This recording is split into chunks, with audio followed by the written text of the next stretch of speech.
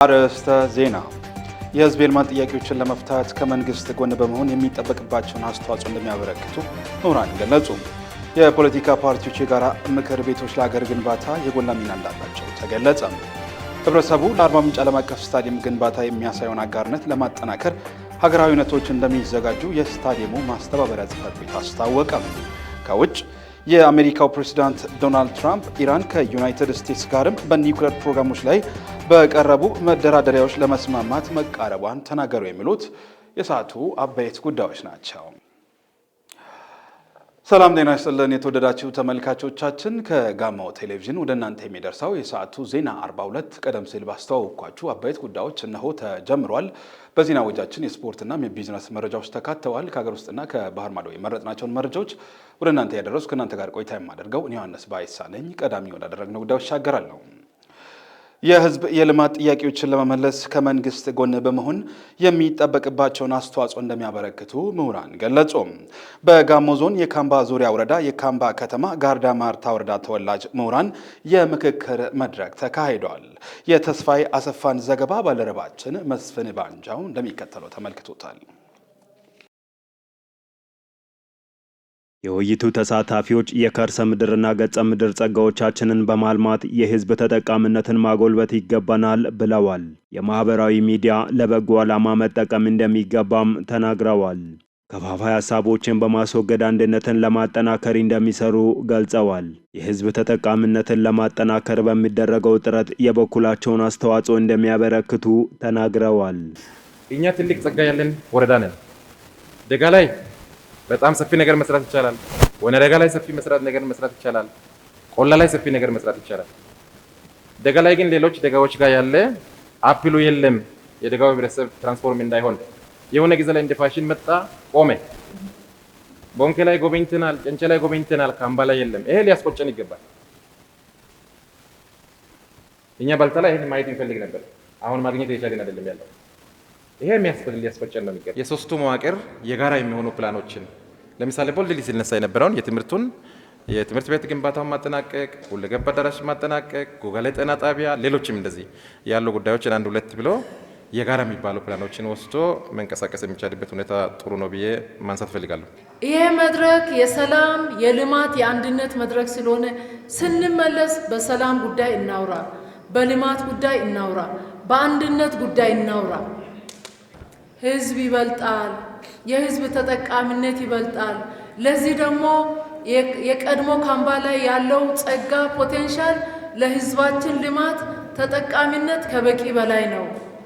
ሀሳባችንን አንድ እናርግና ከሀሳብ እንጀምር። ሁሉ ነገር ከሀሳብ ስለሚጀምር ሀሳባችንን አንድ እናርግና ጥሩ ሀሳቦች ይምጡና ያላየናቸውን የልማት ጸጋዎችን እንይና እነዚያን ደግሞ ወደ እቅድ እንቀይርና ህዝባችንን ሰጥቶ የማይሰለቸውን በብዙ ጸጋዎች ተሞልቶ ያለውን ህዝባችንን እናስተባብርና እቅዶቻችንን እውን እናድርግ። አመራሩ በዚህ መንገድ ይምራ። ካምባ ላይ ሀሳብ አለ፣ የተማረ ሰው አለ፣ አካባቢውን መለወጥ የሚችል ሰው አለ። ትናንት የተማሩ ታላላቆቻችን አሉ። ዛሬ ገና በልጅነታቸው ፒኤችዲ ድረስ እየተማሩ ያሉ ትላልቆች አሉ። ዛሬም ትናንሾች ከካምባ እየተማሩ እየወጡ ነው ያሉት። ካልተጋገዝን፣ ካልተደጋገፍን፣ እጅ ለእጅ ካልተያያዝን፣ ለእውነት ካልቆምን፣ በትናንትናው መንገድ ከሄድን ውጤቱ አንድ ነው። መንገዳችንን መቀየር አለብን። ተነጋግረን በጋራ ቋጭተን የጋራ ቤታችንን ሰርተን እኛ ወደ ላይ የወጣንም በምናግዝበት አግባብ መግባባት እንድንችል እዚህ ያለንም ደግሞ በተሰጠን ኃላፊነት ልክ መሄድ እንድንችል ሀሳብ መለዋወጡ አስፈላጊ ስለሆነ ነው ይሄ መድረክ የተፈጠረው። የጋሞ ዞን የመንግስት ዋና ተጠሪ አቶ ሐኪም ያየለ የዞኑ ምሁራንም ሆነ ተወላጆች ከአመራሩ ጋር በመቀናጀት እንዲሰሩ ጠይቀዋል። የተፈጥሮ ጸጋዎችን በሚገባ ለማልማትና የግብርና ምርት ለማዘመን በሀሳብ፣ በገንዘብ፣ በእውቀት በመደጋገፍ መስራት ይገባል ብለዋል። ሚዲያ ለማፍረስም ይሰራል፣ ለመገንባትም ይሰራል እና በመራነው ልክ ነው የሚሰራው እና በመራነው ልክ። ስለዚህ እና እከለ ላይ እንደዚህ ብለን ከሆነ እሱ ይላል። አንዳንድ ያው በጣም ጫፍ ወጥቶ ኔጋቲቭ ሁሌም እየጻፉ የሚኖሩ ሊኖሩ ይችላሉ። ሁሉንም ወደ መስመር እናስገባለን የሚል ነገር ላይኖር ይችላል። ግን አብዛኛው አንድነትን እንዲሰራ ልማት ላይ ትኩረት እንዲሰጥ ማድረግ መቻል አለብን። ልማት ጥያቄዎች አንጻር እናንተ ያነሳችሁትን ነገር ሁሉንም እና ማናቃቸው አዲስ ነገሮች የሉ፣ ግን ምላሽ ማግኘት አለባቸው። የማንም እምነት ነው ይሄ። ስለዚህ ይሄን አሁን ለማስተካከል ጥረቶች የተደረጉ ነው ያሉት። ቅድም የልማት ማህበሩ ዋና ስራ አስፈጻሚም ባስቀመጣቸው መንገድ ተጋግዘን ከመንግስት ጋር ከልማት ማህበሩ ጋር ተደጋግፈን ህዝቡ አገልግሎት እንዲያገኝ ማድረግ ያስፈልጋል። ተገፋፍተን አይደለም እሱን የምናመጣው፣ ተፈራርጀን አይደለም፣ ተሰባስበን ሀሳብ አዋተን አንድ ሆነን ቆመን ነው ማምጣት የምንችለው። ስለዚህ እኔ በዚህ መንገድ እነዚህ ነገሮችን ብናይ ጥሩ ነው የሚሆነው። የህዝብ ተወካዮች ምክር ቤት አባል ወይዘሮ ፀሐይ በቀለ በበኩላቸው እጅ ለእጅ ከተያያዝን አካባቢያችንን በአጭር ጊዜ ማበልጸግ እንችላለን ብለዋል። የጋራ የሚያደርጉን ነገሮች በርካታ ነገሮች አሉ፣ ከሚለያዩን ነገሮች ማለት ነው። ስለዚህ እነዛን በሐሳብ ደረጃ ምን ብናደርግ ነው ቅድም አስቡ ያልኳቸውን አርሶ አደሮች የነዛን አርሶ አደር ልማት ጥያቄ ማምጣት የምንችለው የሚለውን ነገር ልማቱን እንኳን ለማምጣት እናንተ የተከበራችሁ የከምባ ምሁራን አንድነት ከሌለ በፍጹም አይቻልም። የዚች ሀገር የዚህ አካባቢ የችግሩ መነሻው መፍትሄ ሊሆን የሚችለው አመራሩ የመጀመሪያ የራሱን ኃላፊነት መውሰድ መቻል አለበት። ህብረተሰቡን በቅንነት ላገለገሉ አመራሮችና ምሁራን የእውቅና ሰርቲፊኬት ተበርክቷል። የብዝሃ ባህል አካታችነትና ትስስር ማጠናከር አብሮነትን ከማዳበር ባሻገር ለኢኮኖሚያዊ እድገት ጠቀሜታው የጎላ እንደሆነ የባህልና ስፖርት ሚኒስትር ዴኤታ ወይዘሮ ነፊሳ አልማሃዲ አስገነዘቡ።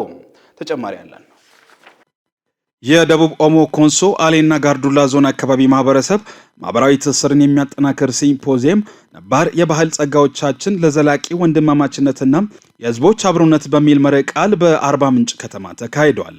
ሚኒስትር ዴኤታ ወይዘሮ ነፊሳ አልማሃዲ በወቅቱ እንዳሉት ደቡብ ኢትዮጵያ ክልል የ32 ብሔረሰቦችና ባህላዊ እሴቶች መገኛ ነው ብለዋል። የብዝሃ ባህል አካታችነትና ትስስርን ማጠናከር አብሮነትን ከማዳበር ባሻገር ለኢኮኖሚያዊ እድገትም ጠቀሜታ እንዳለው ተናግረዋል።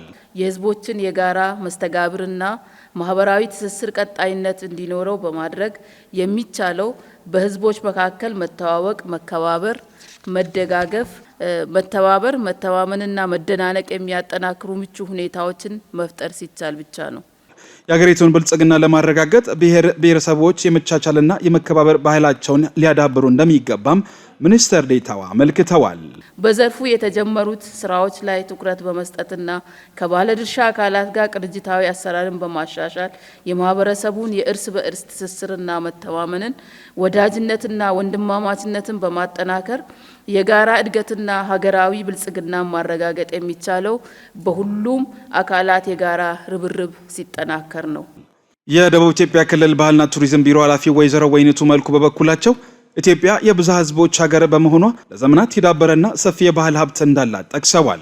ኢትዮጵያ የብዙ ብሔር ብሔረሰቦች ህዝቦች መኖሪያ ብቻ ሳትሆን ህዝቦቿ ከጥንት ጀምሮ የባህል፣ የታሪክ፣ የቋንቋና የደም ትስስር ጭምር ያላቸው ሀገር መሆኗ ከሌሎች ብዙ ብሔሮችና ብሔረሰቦች ካሏቸው ሀገራት ለየት ያደርጋታል።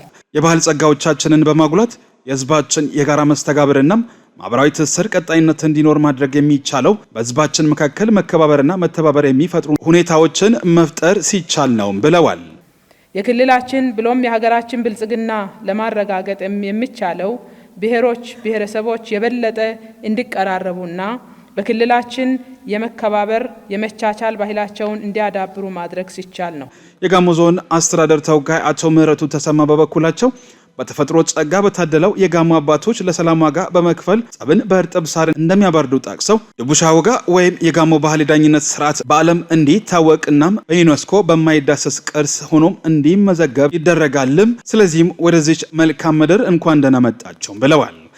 በተፈጥሮ ጸጋ ወደ ታደለችው የጋሞ አባቶች ለሰላም ዋጋ በመክፈል ጸብን በእርጥብ ሳር አብርደው የዱቡሻና የዱቡሻ ወጋ በዓለም እንዲታወቅና በዩኔስኮ ለሰው ልጆች በማይዳሰስ ቅርስ ሆኖ እንዲመዘገብ አስተዋጽኦአቸውን እያበረከቱ ወዳሉባት ቀደምት የሰው ዘር መገኛ ባይራዎች ምድር ወደሆነችው በዕደ ጥበብ ክነ ጥበብ ስራዎች የድንጉዛ ጥበብና በሽመና ጥበብ ወደምትታወቀው የፍቅር፣ ሰላም፣ የጥበብ ምድር ለኑሮ ኢንቨስትመንትና ቱሪዝም ምቹ ወደ ሆነችው የደቡብ ኢትዮጵያ ክልል መንግስት የኢኮኖሚ ክላስተርና የክልሉ ምክር ቤት መቀመጫ ወደ ሆነችው ወደ ጋሞ ዞን መዲና አርባ ምንጭ እንኳን በደህና መጣችሁ።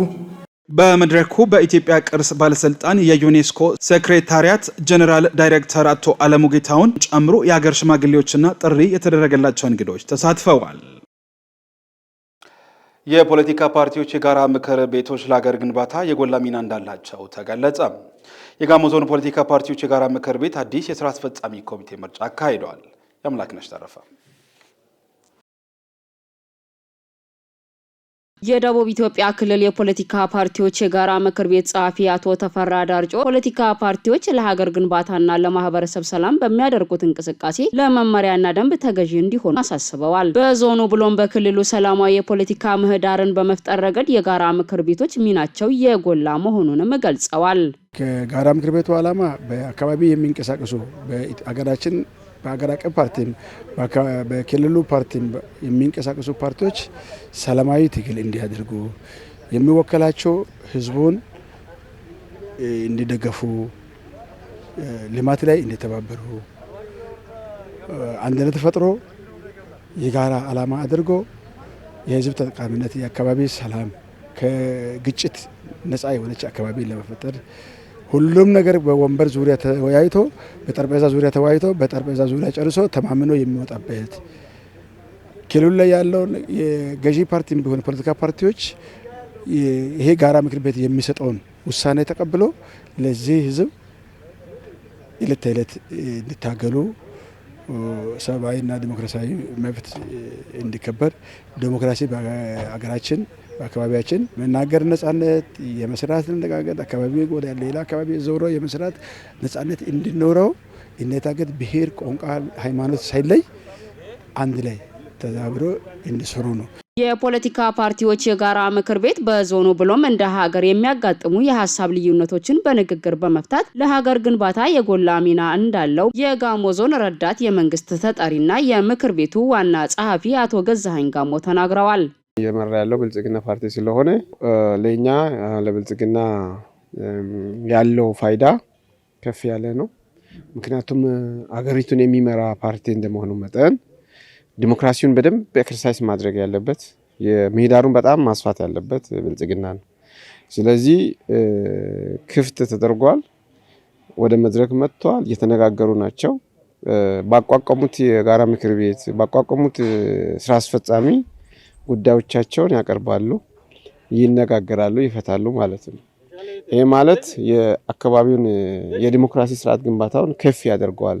በጋሞ ዞን የፖለቲካ ፓርቲዎች እኩልነትና የዲሞክራሲ ግንባታ ስርዓት በምክር ቤቱ መመሪያና ደንብ መሰረት የሚንጸባረቅ መሆኑም ተገልጿል። የጋራ ምክር ቤት መቋቋሙ በኢትዮጵያ ሀገራችን የሚደረገውን የመድብለ ፓርቲ ፖለቲካል ሲስተም እና የዲሞክራሲ ምህዳር እንዲሰፋ የራሱ የሆነ ጉልህ የሆነ አስተዋጽኦ አለው። ለዚህ ፓርቲዎችም ከዚህ ቀደም እንዳለው ሳይሆን በተቻለ አቅም በህግና ደንብ እንዲመሩ ህግ እንዲያከብሩና ለሀገር ሰላም ዲሞክራሲ መስፋት የበኩላቸውን አስተዋጽኦ እንዲያደርጉ የሚያመላክት ፍሬም የያዘ ስለሆነ ዲሞክራቲክ ሲስተም በአግባቡ እየተሳለጠ እንዲሆን ያማረ እንዲሆን ህዝቦች ተጠቃሚ እንዲሆኑ የፖለቲካ ፓርቲዎች ወይም የዚህ ፓርቴከርስ የምንላቸው የፖለቲካ ፓርቲዎች ናቸው። ለዚህ እነዚህ የፖለቲካ ፓርቲዎች የተቀመጡ ህጎችን በህግ መዳኘት ስላለባቸው ህጎችን፣ ደንቦችን አክብረው በሚያካሂዱት የፖለቲካ ሲስተም የሀሳብ ፍጭት እንቅስቃሴ ሊፈጠሩ የሚችሉ ክፍተቶችን ስራ ሲሰራ አንዳንዴ አለመስማማቶች፣ አለመግባባቶች ይፈጠራሉ። እነዚህን አለመግባባቶች ሰላማዊ በሆነ መንገድ በዲስከሽን በንግግር እንዲፈቱ የሚያደርግ ፍሬም ያለው ነው። የፖለቲካ ፓርቲዎች እኩልነትና የዲሞክራሲ ስርዓት ግንባታ በምክር ቤቱ መመሪያና ደንብ መሰረት የሚንጸባረቅ መሆኑን ገልጸው ከህዝቡ ጋር ለመቀራረብና ችግሮችን በንግግር ለመፍታት እንዲሁም ለገዢው ፓርቲ ግብአት ለመስጠት የሚረዳ መሆኑም ተመላክቷል። የጋራ ምክር ቤቱ በእንዲህ አይነት ሁኔታ መሰባሰቡን ጠቀሜታው አንድ ከህዝባችን ጋር ያለውን ግንኙነት ያሰፋዋል። ለምን የተለያዩ የፖለቲካ ፓርቲዎች የተሰባሰቡበት ቦታ ስለሆነ እነዚህም ደግሞ የወጡት ከህብረተሰባችን ስለሆነ አንዳንድ ችግሮች የሚነሱትን ችግሮች በጋራ አብሮ የመፍታት ሁኔታ ይታያል። ለገዢው ፓርቲ ግብአት ይሆነዋል ማለት ነው። ምክር ቤቱ በዞኑ ሰላማዊ የፖለቲካ እንቅስቃሴዎችን ለማካሄድ የሚያስችል መመሪያና ደንብ መርምሮ ያጸደቀ ሲሆን አዳዲስ የሥራ አስፈጻሚዎችን በመሰየም መርሃ ግብሩ ተጠቃሏል።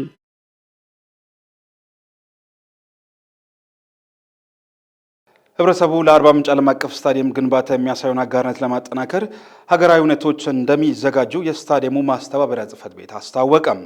ለስታዲየሙ ግንባታ የሚደረገው ድጋፍም ተጠናክሮ ቀጥሏል። ባልደረባችን ፍሬው አበበ በዚህ ጉዳይ ተጨማሪ አለው። የአርባ ምንጭ ሁለገብ ስታዲየም ግንባታ ፕሮጀክት ማስተባበሪያ ጽሕፈት ቤት አስተባባሪ አቶ በረከት ማቴዎስ በህዝብ ሀብት የሚገነባውን አርባ ምንጭ ዓለም አቀፍ ስታዲየም በ2 ዓመታት ውስጥ ለማጠናቀቅ ሀብት ማሰባሰብ ተግባር በትኩረት እየተሰራ መሆኑን ገልጸው ህብረተሰቡ በሁሉም ማህበራዊ መሰረት ተሳትፎ እያደረገ መሆኑን ገልጸዋል። የጋሞ ህዝብ ታላላቅ ፕሮጀክቶችን በመደገፍ ረገድ የገዘፈ ተሳትፎ ያለው መሆኑን ገልጸው ከህፃናት ጀምሮ ሁሉም የህብረተሰብ ክፍል ለፕሮጀክቱ ግንባታ በተጀመረው ህዝባዊ ንቅናቄ በስፋት እየተሳተፈ ይገኛል ብለዋል። ይህንንም ስራ የጀመርነው ኦልሞስት 3ኛ ሳምንት እየመጣ ነው፣ ግን በጣም አመርቂ የሆኑ ውጤቶችን አግኝተናል። ትንንሽ ህፃናት ልጆች ጭምር ሜዳውን መጥተው በማየት ከእያንዳንዳቸው ኪስ ገንዘብ በማውጣት ስታዲየሙን ለማገዝ እንቅስቃሴ እያደረጉ ይገኛሉ። ባለሀብቱ በኢንቨስትመንት መስክ የተማሩ ትልልቅ ባለሀብቶችም ጭምር ይህንን ጉዳይ በጣም የራሳቸው ጉዳይ አድርገው በጣም በሰፊው እየተሳተፉ ነው የሚገኙት። ብዙ አብነቶችን መጥቀስ ይቻላል። ከሰላም በር ከተማ ተነስተው የተሽከርካሪ ነዳጅ ሞልተው አርመኒ ፈጥረው መጥተው ጎብኝተው እዚሁ ሜዳ ውስጥ ቃል ገብተው ከፍተኛ ገንዘብ ያወጡ ብርብር፣ ምዕራብ አባያ፣ ጨንቻ አካይ ተሰባስበው መጥተው ስታዲየሙ በማየት በጣም ተደስተው ለስታዲየሙ ግንባታ ያላቸውን አጋርነት በጣም ገልጠዋል። ህብረተሰቡ ለስታዲየሙ የሚያሳየውን አጋርነት ለማጠናከር ሀገራዊ ሁነቶች እንደሚዘጋጁ አመላክተዋል። በቀጣይ በቴሌኮም ሾርት ኮድ 4 ዲጂት መላው ኢትዮጵያ ውስጥ ያሉትን የአካባቢያችን ደጋፊዎች፣ የአካባቢያችን ልጆች ብሎም የስፖርቱ ደጋፊዎችን ለማሳተፍ ጥረት እናደርጋለን። ሎተሪዎችን በመላው አገሪቱ አሰራጭተን ህዝቡን አድሬስ ለማድረግ እንሞክራለን። በአገሪቱ ማዕከልም ትልልቅ ቴሌቶኖችን የማድረግ እቅድ አለን። አቶ አለማየሁ ግሌ ነው የኖህ ብሎኬትና 8 ውጤቶች ማምረቻ ባለቤት ናቸው። ከአንድ ሳምንት አስቀድሞ ከንግዱ ማህበረሰብ ጋር በተደረገ ውይይት ለስታዲየሙ ግንባታ በግላቸው 1 ሚሊዮን ብር ለመስጠት ቃል መግባታቸውን ተከትሎ ይህንን በተግባር ፈጽመዋል። ስታዲየሙ ተገንብቶ እስኪጠናቀቅ ቁርጠኛ መሆን ከሁሉም የህብረተሰብ ክፍል የሚጠበቅ መሆኑን ነው አቶ አለማየሁ የሚናገሩት። ያው ከዚህ ቀደም 1 ሚሊዮን ብር ሰጣለው በማለት ቃል ገብቼ ነበር። ይህንኑ ገንዘብ ያው በጠቅላላ 1 ሚሊዮን ብር ገቢ አድርጌያለሁ እና በማድረግም በጣም ደስተኛ ነኝ። ካለን ወይ ከተረፈን ነገር ሳይሆን በግል ያሉብን ችግሮች እያሉ ከዋናችንም በቃ ካለን ነገር ራሱ ተጨንቀንም ተጠበንም ይሄን ነገር ለማሳካት ሁላችንም ነጋዴዎችም ማህበረሰቡም መረባረብ አለብን ብዬ እላለሁ። ወጣት ሙሉጌታ ፉዴ የአርባ ምንጭ ከተማ ነዋሪ ሲሆን በንግድ ዘርፍ ነው የሚተዳደረው። ወጣቱ በአርባ ምንጭ ከተማ እግር ኳስ ክለብ ደጋፊነቱ የሚታወቅ ሲሆን በክለቡ ደጋፊ ማህበር አመራር እስከ መሆንም እየደረሰ ነው። ከክለቡ ጋር በሌሎች አካባቢዎች ተዘዋውሮ ጨዋታ ሲመለከት በአርባ ምንጭ ከተማ የመጫወቻ ሜዳ አለመኖሩ ቁጭት ይፈጥርበት እንደነበር አስታውሶ የአርባ ምንጭ ሁለገብ ስታዲየም ግንባታ መሰረት ሲጣል ከፍተኛ ደስታ እንደተሰማው ያብራራል። መሰረት ሲጣልለት ላይሳካ ይችላል የሚል ጥርጣሬ እንደነበረው ያልሸሸገው ወጣቱ ከ1 ዓመት ባነሰ ጊዜ ውስጥ ግንባታው የደረሰበትን ደረጃ ሲመለከት ተነሳሽነት እንደፈጠረበት ያስረዳል። ከአርባ ምንጭ ወጥተን ሌላ ቦታ ይሄን እግር ኳስ መስራች ከሆነበት ሀገር እግር ኳስ ተጫዋች ከሚፈራባት ከተማ ወጥተ እግር ኳስ ሌላ ቦታ ስታይል አንተ እጅግ በጣም ውስጥ ይሰማል። እንዴት ይሄን እግር ኳስ ማፍራት የሚችል ትላልቅ ተጫዋቾችን ማፍራት የሚችል ከተማ ስታዲየም የለውም ሲባል ለሚሰማ ሰው እንኳን እጅግ በጣም የሚገርም ነገር ነው። ይሄ ነገር ዛሬ ፕሮጀክት ዛሬ ሀገራችን ላይ ሲመጣ እንዴት እንደምገልጸው አላውቅም። እንደኔ ደስተኛ ሆነ አካል እንደኔ ደስተኛ የነበረ ሰው የለም። ለስታዲየሙ ግንባታ የ50 ሺህ ብር ድጋፍ ማድረጉን በመግለጽ ግንባታው እስኪጠናቀቅ ድረስ የሚጠበቅበትን አስተዋጽኦ እንደሚያደርግ አስታውሰዋል። 50 ሺህ ብር በአጠቃላይ ለስታዲየም ገቢ አድርጌያለሁ። እጅግ በጣም ነው ደስ ብሎኛል። የአርባ ምንጭ ዓለም አቀፍ ስታዲየም ግንባታ ለማፋጠን በ2 ወር ጊዜ ውስጥ 3 ቢሊዮን ብር ለማሰባሰብ የተጀመረው የህብረተሰብ ንቅናቄ በርካታ የህብረተሰብ ክፍሎችን እያሳተፈ ይገኛል። ኦሞ ባንክ ምርትና ምርታማነትን ለማሳደግና ድህነትን ለመቀነስ ኢንተርፕራይዞችን በፋይናንስ አቅም እየደገፈ እንደሚገኝ ተገለጸ። በደቡብ ኢትዮጵያ ክልል የስራ ዕድል ፈጠራና ኢንተርፕራይዞች ልማት ቢሮና በኦሞ ባንክ ትብብር የተዘጋጀው የኢንተርፕራይዞች ብድር አመላለስና ስርጭት ክልላዊ ንቅናቄ መድረክ በአርባ ምንጭ ከተማ ተካሂዷል። ንጋቱ ይስሐቅ በመድረኩ የክልሉ ምክትል ርዕሰ መስተዳድርና የስራ ዕድል ፈጠራና ኢንተርፕራይዞች ልማት ቢሮ ኃላፊ ዶክተር አበባየው ታደሰ እንደገለጹት በስራ የሚያምኑ ወጣቶችን መፍጠርና የተሰራጨውን ብድር ከማስመለስ አንጻር ያለውን ክፍተት ለመፍታት በትኩረት መስራት እንደሚገባ አሳስበዋል። ሐሳብ ያላቸው ሐሳባቸውን ወደ ተግባር ለመቀየር ገንዘብ ያጡ ወጣቶች ብዙ ናቸው። ይዞ ሳለ ደግሞ አላስፈላጊ የሆነ ራሳቸውን ተጠቅሞ ወደ ባንኩ መመለስ የሚገባቸውን የህዝብ ገንዘብ ያልመለሱ ኢንተርፕራይዞችና ተበዳሪዎች አሉ። ይሄውን ኃላፊነት እንዲወጣ በየደረጃው የተደራጀው የብድር አስመላሽ ግብረ ኃይልም በእኛ ዞን በእኛ ከተማ ምን ያክል ብድር ተመልሷል፣ የትኛው ብድር ጊዜው የደረሰ ነው ብሎ ከመከታተልና የተሰጠለትን ኃላፊነት ከመወጣት አንጻር መሰረታዊ ጉድለት አለ። ስለዚህ ዛሬ በዚህ ንቅናቄ ላይ የተገኛችሁ ከክልል እስከ ዞን ከተማ አስተዳደር ያላችሁ የስራ ኃላፊዎች ትልቅ ሀብት አለን። ሀብታችን በእጃችን እያለ ደግሞ ሰፊ የሚባል የስራ ዕድል እንድንፈጥርለት የሚፈልግ ወጣት በካፒታል እጥረት በገንዘብ እጥረት በየቤቱ ሀሳብ ይዞ ቁጭ ብሏል።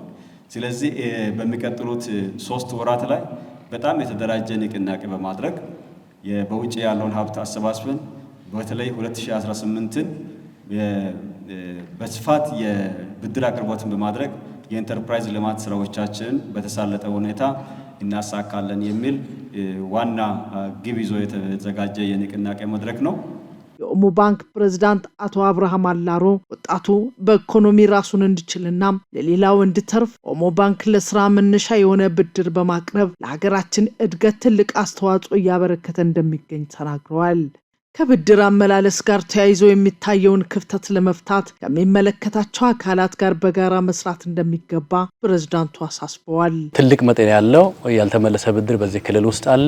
ይሄ ግን ለረጅም የወጣቶች ስራ ፈጠራ የቀድሞ ተዘዋዋሪ የወጣቶች ስራ ፈጠራን ጭምር ማለት ነው ጀምሮ የተሰጠም ጭምር ነው። አሁን መደበኛ ብድሮችንም ከዛ ጋር አካቶ የያዘ ነው። ግን የወጣቶችን ስራ ፈጠራ በተለይ ስንመለከት ወደ 500 ሚሊዮን ብር በላይ ሰው እጅ ላይ ያለው ገንዘብ አለ። እነዚህ ደግሞ የሚመለሱ ይሆናሉ። ለዚህ ደግሞ በተሻለ ሁኔታ ቅንጅቱ የብድር አስመላሽ ግብረ ኃይሉ የስራ ፈጠራ ቢሮው የስራ ፈጠራ ምክር ቤቱ ኦሞ ባንክም በራሱ በኩል በቂ ዝግጅት አድርጓል። መረጃ ከማጥራት አንጻር ይሄን መረጃ ከዋና መስሪያ ቤት ተነስቶ እስከ ዲስትሪክት እንደዚሁ እስከ ቅርንጫፍ እስከ ተበዳሪው እስከደርስ ያን ደግሞ መረጃ ከሚመለከታቸው ባለድርሻ አካላት ጋር ሼር ከማድረግ አንጻር ስለዚህ የዛሬው ጉባኤ ዋናው ዓላማ በእነዚህ ላይ የጋራ እይታ የጋራ መረጃ ልውውጥ ተደርጎ ወደ ስራ የሚገባ ከሆነ በእነዚህ በሚቀጥሉ 3 ወራት ላይ ከፍተኛ ውጤት ይመጣል የሚል እምነት አለን። የጋሞ ዞን የስራ ዕድል ፈጠራና ኢንተርፕራይዞች ልማት መምሪያ ኃላፊ አቶ ሀብታሙ አበራ ወጣቶችን በኢንተርፕራይዝ በማደራጀት በተለያዩ የኢኮኖሚ መስኮች ተሰማርተው ራሳቸውን እንዲችሉ በትኩረት እየተሰራ ይገኛል ብለዋል።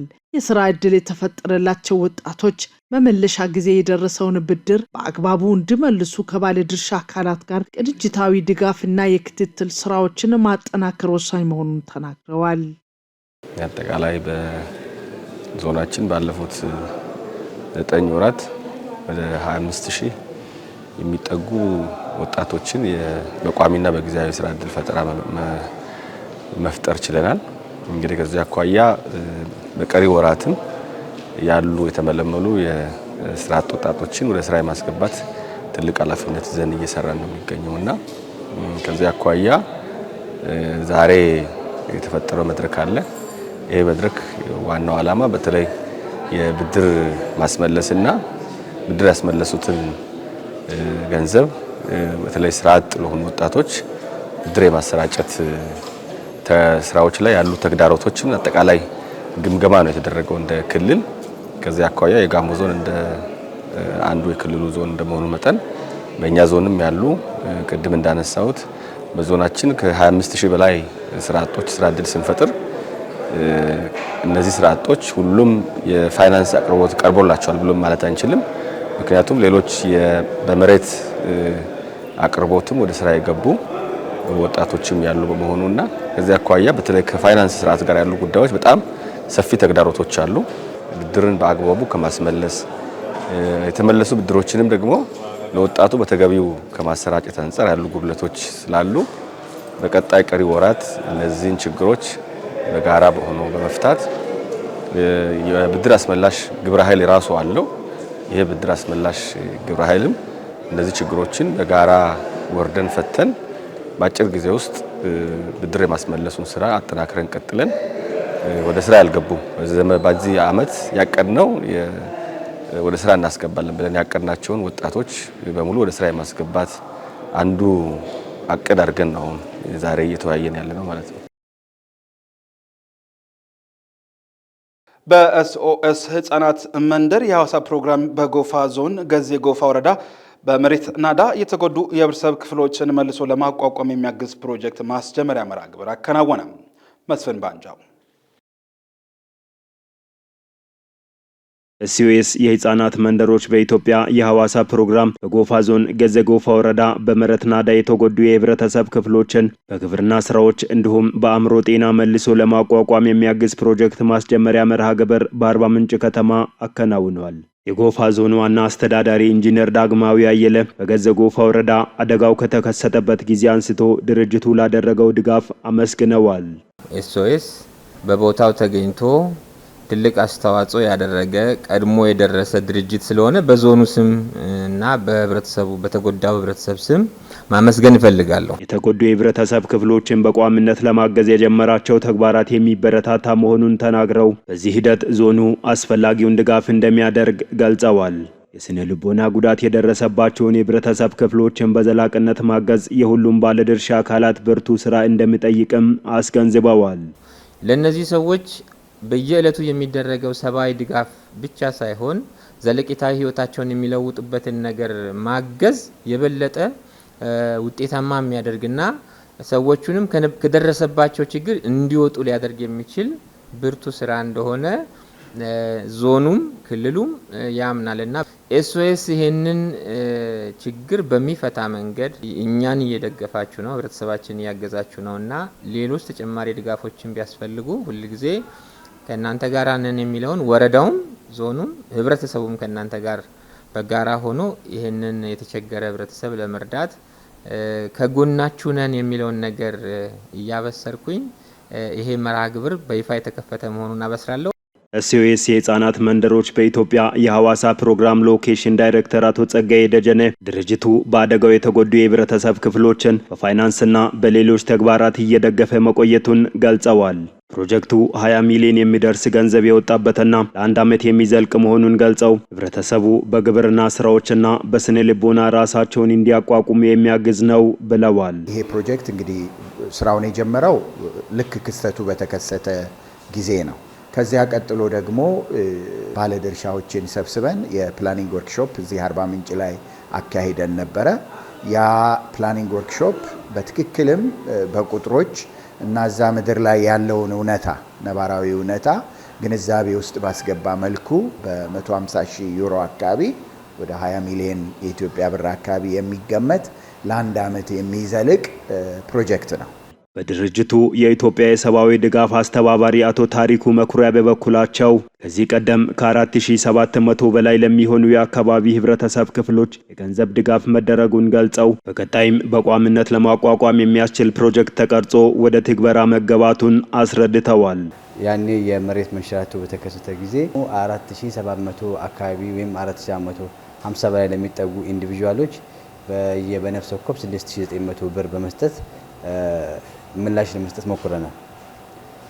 ከዛ በተረፈ ግን እንግዲህ ሰዎች በኢንስቲትዩሽን ሌቨል በግል ሌቨል በተለያየ መልኩ እርዳታዎች ወደ ተጎዱ ማህበረሰቦች ደርሶ ነበረ።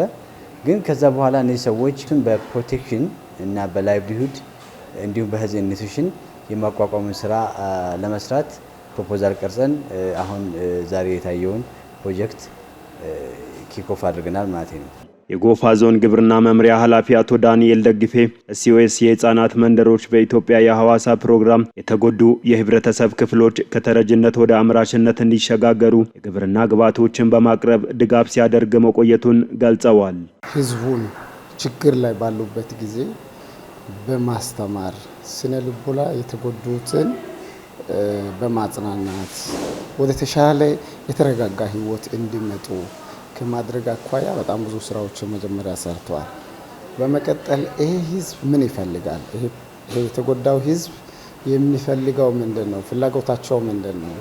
ምን ማሟላት አለብን? ምን ማገዝ አለብን? የሚለውን ከኛ ጋርም በማወያየት በመነጋገር በቋሚነት ያን ህዝብ ለመደገፍ በግብርናው ዘር ቀጣይ ራሳቸው ተረጂ ከነበሩበት ወደ አምራች እንዲሸጋገሩ የግብርና ግብዓቶችን ለ222 አርሶ አደሮች ሲናድ የቀረው ማሳ ላይ እንዲያመርቱ የተለያዩ የግብርና ግብዓቶችን አቅርቧል።